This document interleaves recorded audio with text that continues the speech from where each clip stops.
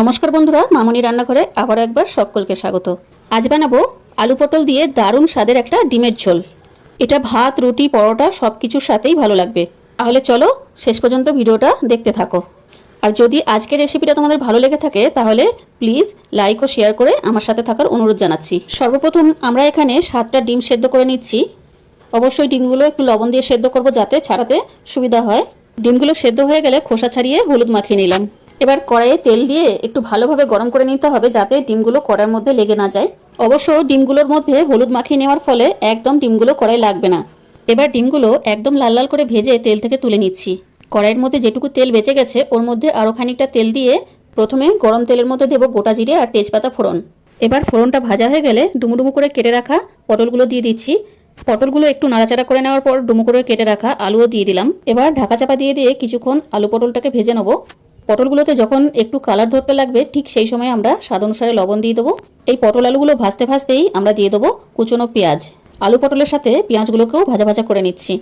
যতক্ষণ আলু পটলগুলো ভাজা হচ্ছে তোমরা কে কোথা থেকে আমার এই ভিডিওটা দেখছো অবশ্যই কমেন্টের মাধ্যমে জানিও যাতে আমি তোমাদেরকে ধন্যবাদ জানাতে পারি।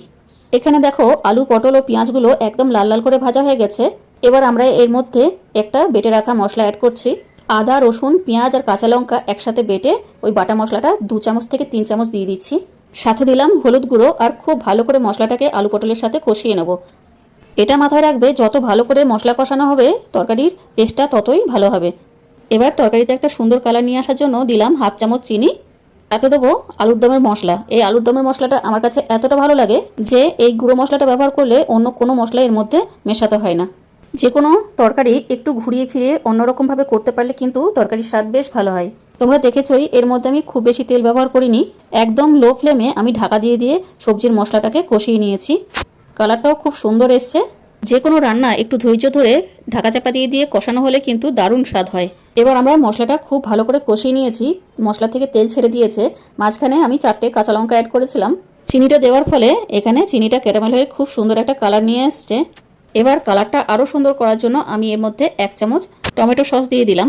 টমেটো সস দিয়ে খুব বেশি কষাবো না, একটু নাড়াচাড়া করার পর জল ঢেলে দিচ্ছি। তোমরা নিজেদের প্রয়োজন অনুযায়ী জলটা কম বেশি করে দিতে পারো। আমি একটু গ্রেভিটা ঝোল ঝোল করব কারণ আজকে আমি আর ডাল করব না, এই ঝোল দিয়েই ভাত খাবো। ঢাকা চাপা দিয়ে দিয়ে মশলা ও সবজিগুলো কষানোর ফলে সবজিগুলো আমার আগের থেকে সেদ্ধ হয়ে আছে। এবার ডিমগুলোকে ঝোলের মধ্যে দিয়ে 5 মিনিট ফুটিয়ে নিলেই তৈরি হয়ে গেল আলু পটল দিয়ে দারুণ স্বাদের এই ডিমের ঝোল। এইভাবে একবার বানিয়ে দেখো, আশা করছি তোমাদেরও খুব পছন্দ হবে। তো বন্ধুরা আজ এই পর্যন্ত, পরবর্তী আবার একটা রেসিপি নিয়ে হাজির হব। ভালো থেকো, সুস্থ থেকো।